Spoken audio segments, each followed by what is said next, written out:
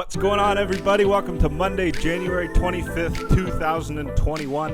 What a wild weekend of NHL action we had. We had a blockbuster trade go down. We had a phenomenal betting weekend. I'm going to break it all down for you and get into predictions for the next couple of days right away. Thank you for watching, everyone. This is the original, hardest working, most entertaining, most accurate NHL sports gambling podcast on YouTube. Please like and subscribe. I appreciate all your support. Thank you. Let's take a look at some of the results from this weekend. On Friday, I went an amazing 6-2. On Saturday, I went 3-2, and on Sunday, I went 6-5. I've still yet to post a losing day of betting on hockey. Overall, on the weekend, I went 15-9, which brings my total record to an impressive 50-34, and I'm happy with that. My actual official bets took a brutal 1-for-4 this weekend, but that's okay. The biggest news of this weekend was the blockbuster trade between the Winnipeg Jets and the Columbus Blue Jackets that sent Patrick Laine to Columbus and Laine and Dubois to the Jets. It was obvious that things weren't working out in Columbus between Dubois and Tortorella. They weren't seeing eye to eye on things. Personally, I think Tortorella liked Dubois and just wanted to get the best out of him, but I can imagine that Tortorella can be a bit of a hard ass if I had to guess, and Dubois didn't like that at all, so he wanted out. I think Dubois leaving might have the effect on the Blue Jackets that they start playing better.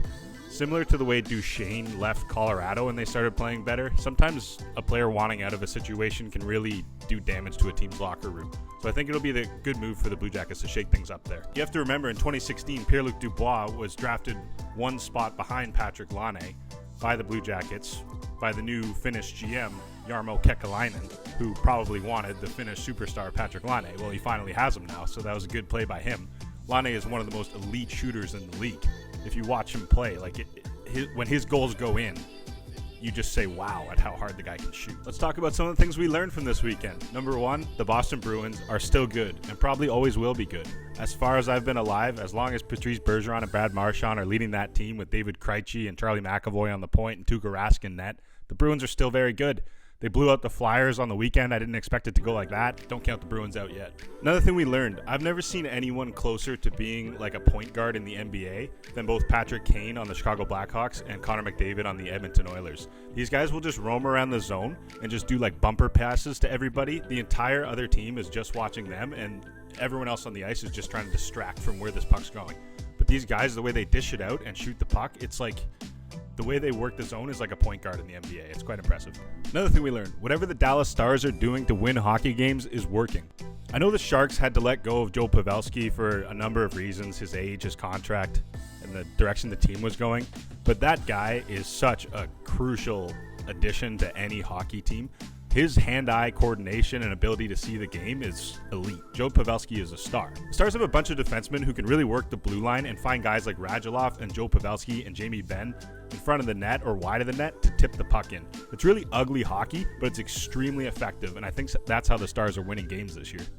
Let's talk about some of the most electric moments from this weekend. Number one, got a nice fight between Michael Haley and Nathan Beaulieu. You also got a fight between Tyler Myers and Joel Edmondson. Not as good, but it's worth a watch. A little retribution. Wayne Simmons scores his first goal for the Maple Leafs. Electric snipe. Beautiful goal. Look it up. Draisaitl scores a buzzer beater to win the game for the Oilers on Sunday night. Gave me a nice 6-5 record. Love to see it. The entire shootout between the New York Rangers and the Pittsburgh Penguins. Chris Letang got the winner with an unbelievable backhand. It was just a show of skill in that entire shootout. Dylan Cousins scored his first goal. Hedl scored a nice Forsberg goal for the Rangers. Last electric moment was the Victor Hedman kind of backhand through the legs, through the goalie's legs. No one saw it coming. It was a nice goal for the Tampa Bay Lightning. All right, so let's do a ATODASO where I tell you everything that I got right from the weekend. Number one, I told you to stay away from that Washington and Buffalo game because Buffalo is barely good enough to play against the Washington Capitals without four of their best players. I told you to take the Leafs in both games. I told you the Stars would beat the Predators cold. I pretty much told you everything that would happen on Friday night, almost exactly right. I told you to take the over in that Pens and Rangers game.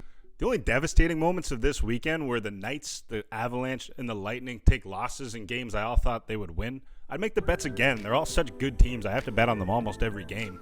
But it just stinks when they lose when I make a parlay of two of the teams and you lose one of them. It's like, come on. You're the best team. Just do your thing and win the game. Without further ado, let's get into predictions. Starting with Monday night. There's only one game tonight. Kind of sad, but it's the Ottawa Senators as plus 130 underdogs against the Vancouver Canucks, minus 135 favorites. Canucks have had a bit of struggles lately. They're 1-5 in their last 6, and they're 0-4 in the 4th game of a 4-6 situation. However, the Senators are 1-4 in the last 5 meetings, 3-9 in the last 12 in Vancouver. 75% of the money's on the Vancouver Canucks. I would stay away from this game. If I had to lean, I would take the Vancouver Canucks. Next, you have the Pittsburgh Penguins at the Boston Bruins. Penguins are plus 133 underdogs to the Bruins minus 162 favorites. Bruins are playing well right now. It's tough to bet against them. Bruins are 20-7 after scoring 5 or more in the previous game, and they're 38-15 in their last 54 Tuesday games. The Penguins are 0-4 in their last 4 road games. They're 0-4 in their last 4 games after scoring 2 or less in the previous game. The over is 5-1 in the Penguins' last 6, but the under favors the Bruins. Again, bit of a stay away game. I'm tempted to take the Bruins, but they're such a favorite that it's not really worth touching. Up next, we have the New York Rangers as plus 100 underdogs against the Buffalo Sabres as minus 122 favorites. Sabres are 5-16 in their last 21 home games following a road trip of 7 days or more. So 1-5 in their last 6 Tuesday games. The Rangers are 5-1 in their last 6 against teams with a losing record, and they're 20-7 in the last 27 meetings between these teams. 8-2 in their last 10 meetings in Buffalo. I love the value on the Rangers. I'm going to take the Rangers in this game. Up next, you have the Philadelphia Flyers at minus 167 favorites against the New Jersey Devils as plus 140 underdog. The Flyers are 8-0 after allowing 5 or more goals in the previous game, and they're 6-0 after allowing 3 or more. They're 5-1 in their last 6 Tuesday games, and the Devils are 5-22 in their last 27 Tuesday games. I don't think the Devils beat the Flyers in this one. I think the Flyers are going to be fired up after losing to the Bruins, so I'm going to take them in this game. Next, you have the New York Islanders as plus 123 underdogs against the Washington Capitals as minus 150 favorites. The road team is 13-3 in the last 16 meetings between these teams. The Unders are 5-1 in the last 6 meetings. They're 7-0 in their last 7 in Washington. And the Caps are missing Ovechkin, Kuznetsov, Orlov, and Samsonov. I love the Islanders in this game. I think they're great underdogs. I think that's a good value. I think they can beat the Washington Capitals, coached by Barry Trotz against his former team.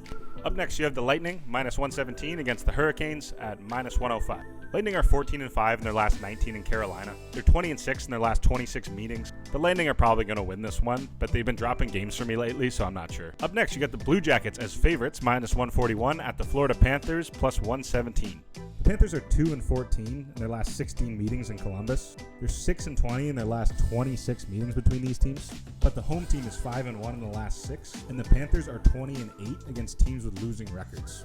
This is a total stay away game for me. I'm not sure who's going to win. If I had to lean, I would take the Panthers. Next, you have the Hawks and the Nashville Predators. Hawks are plus 150 underdogs against the Predators, who are minus 186 favorites. Hawks are 5-11 in their last 16 games. Favorite is 21-10 in the last 31 meetings. The over is 8-3-5 in the last 16 meetings in Nashville, and the over is 5-1 in the Hawks' last 6 on the road.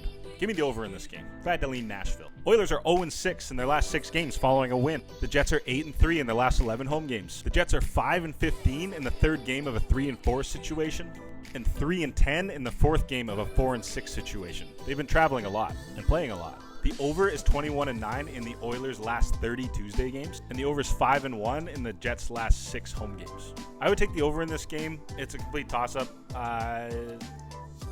Jets. Up next, you have the Kings plus 135 underdogs against the Minnesota Wild as minus 167 favorites. Don't sleep on these Los Angeles Kings. Drew Doughty, Anze Kopitar, Jeff Carter, Jonathan Quick, and now their young guys coming up, Alec Martinez. They have different players on their team that can still play, and they still play hard, and they're still good, and they can beat teams. So the Kings aren't as bad as they were last year, and it might be good value to take them. That said, Minnesota's also very good this year, so I'm probably leaning Minnesota. Kings are 6-1 in their last 7 against a winning team. They're 9-4 in their last 13 road games. But the Wild are 5-0 after allowing 5 or more in the previous game. And they're 47-22 against teams with losing records. They're also 4-1 in their last 5 Tuesday games. If I had to lean anything, I would take the under in this game, but I would probably lean towards the Wild. Up next, you have the Red Wings, plus 192 underdogs against the Dallas Stars, minus 240 favorites. It's not too many things to talk about here. The Dallas Stars should win this game handily. I would take them potentially by minus 1.5 or in regulation to include. Up next, you have the Blues, plus 120 underdogs against the Vegas Golden Knights as minus 148 favorites. The over favors the Blues. The under favors the Golden Knights. The favorite's 5-0 in the last 5, and the Blues are 1-4 in their last 5 in Vegas. I'm going to take the Vegas Golden Knights a lot this year because I think they're a very good team. I would lean towards them in this one. Also a stay-away game for me. Up next, you have Game 2 between the Toronto Maple Leafs and the Calgary Flames. They are both at minus 110 odds, dead even games. They're 4-1 in their last 5 overall, 8-2 in their last 10 Tuesday games. But what's more important is the under. The under is 4-0-1 in the last 5 meetings between these teams, 7-1 in the last 8 after the Leafs allow 2 or less in the previous game, and 7-1-1 in the last 9 meetings.